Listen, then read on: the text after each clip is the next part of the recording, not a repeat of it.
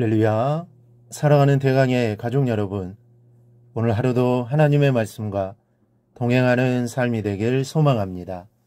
오늘 함께 나눌 하나님의 말씀은 로마서 7장 21절에서 25절 말씀입니다. 그러므로 내가 한 법을 깨달았노니 곧 선을 행하기 원하는 나에게 악이 함께 있는 것이로다. 내 속사람으로는 하나님의 법을 즐거워하되 내 지체 속에서 한 다른 법이 내 마음의 법과 싸워 내 지체 속에 있는 죄의 법으로 나를 사로잡는 것을 보는도다. 오호라, 나는 공고한 사람이로다. 이 사망의 몸에서 누가 나를 건져내라.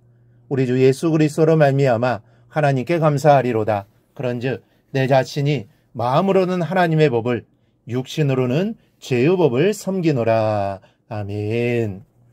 이 성경은 죄인이 의인되는 길을 제시해주고 있습니다. 인간의 모든 죄가 사함받고 새 사람으로 변화되는 비결은 예수 그리스도의 십자가 사건을 보여주고 있습니다. 그리고 예수 그리스도의 십자가의 대속을 믿기만 하면 죄인이 의인이 됩니다. 다른 조건은 필요하지 않습니다.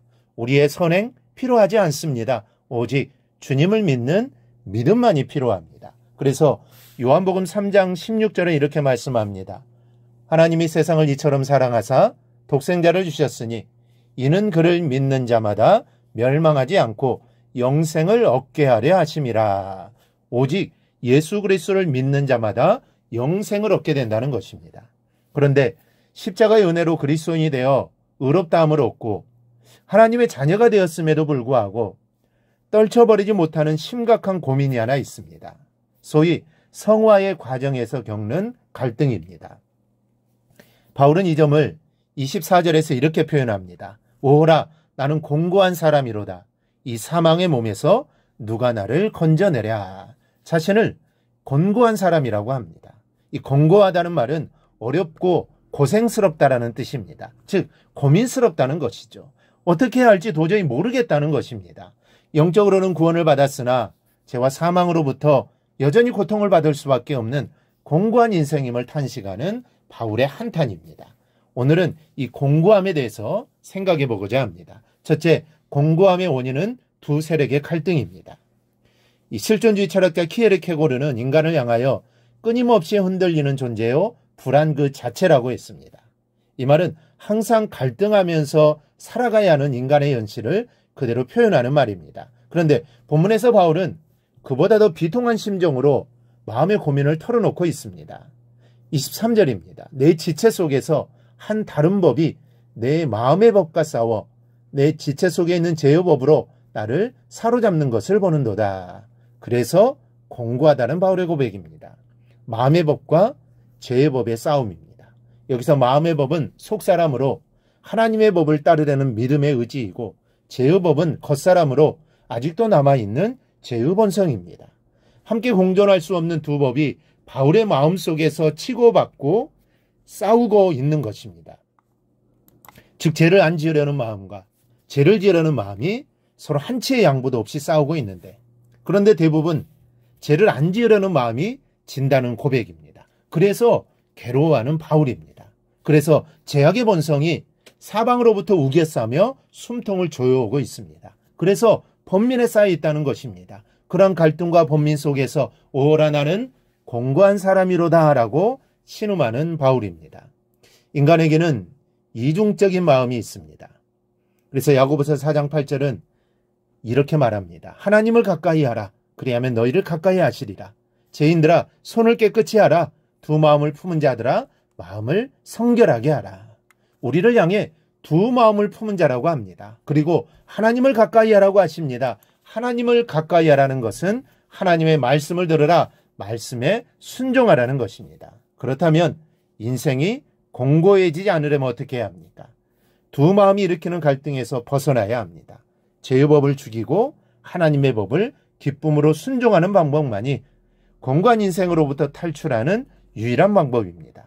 하나님의 뜻대로 사는 인생만이 공고함을 벗어날 수 있습니다. 그러므로 우리의 마음이 공고할 때, 어떻게 해야 할지 모를 때 하나님 말씀에 순종하며 나아가기를 바랍니다. 그러면 공고함을 벗어나 기쁨의 삶을 살게 될 것입니다. 둘째로, 그래서 이 공고함은 성숙한 믿음으로만 이겨낼 수 있습니다. 어린아이는 어머니의 품이 그 한계입니다. 어머니의 품을 떠나면 미아가 되고 고아가 됩니다. 또 심하면 생명을 잃어버리게 될 수도 있습니다. 그래서 어린아이는 어떤 일이 있어도 어머니의 품을 떠나서는 안 되는 것입니다. 하지만 장성한 사람은 다릅니다. 어머니의 품에 의지하지 않더라도 이 세상을 살아갈 수 있습니다. 사람이 장성하고 성숙해지면 홀로 서기를 하며 거친 세파와 싸워 이겨나갈 수가 있습니다. 25절은 바울의 성숙한 신앙을 그대로 보여줍니다. 그의 감사하는 모습을 보십시오. 우리 주 예수 그리스도로 말미암아 하나님께 감사하리로다. 그런즉 내 자신이 마음으로는 하나님의 법을 육신으로는 죄의 법을 섬기노라. 비록 자신은 싸움에서 졌지만 그리스도를 믿는 믿음의 의지에서는 이겼다는 것입니다. 그래서 하나님께 감사하는 바울입니다. 여러분, 죄와의 싸움과 그 패배에서 오는 인생의 공고함은 울어도 못하고 힘써도 못하고 참아도 못하고 우리의 지식으로도 우리의 능력으로도 해결할 수 없는 문제입니다. 그런데 이 문제를 예수께서 대신 해결해 주셨고 우리는 믿음으로 이 문제를 해결하게 되었으니 이 얼마나 감사한 일입니까? 그러므로 오호라라는 탄식은 다른 뜻이 아닙니다. 나는 아무것도 아닙니다. 나는 할 수 없습니다. 나에겐 나 자신을 죄와의 싸움에서 지켜내고 의롭게 할 그 어떤 힘도 지혜도 없습니다. 나는 죽을 수밖에 없습니다. 오직 주님만이 하실 수 있으며 주님만이 살리십니다. 라는 뜻입니다. 우리 인생의 공고함은 예수를 믿는 믿음에 그 해결이 달려있다는 사실을 잊지 않기를 바랍니다. 이 사실을 알고 여러분의 삶 속에서 일어나는 모든 갈등과 영적인 싸움을 오직 믿음으로 이겨내기를 바랍니다. 그리하여 늘 승리의 삶을 살아가기를 주님의 이름으로 축원합니다. 오늘 묵상한 말씀을 굳게 잡고 삶으로 실천하며 살아내는 대강의 모든 성도들이 되기를 축복합니다.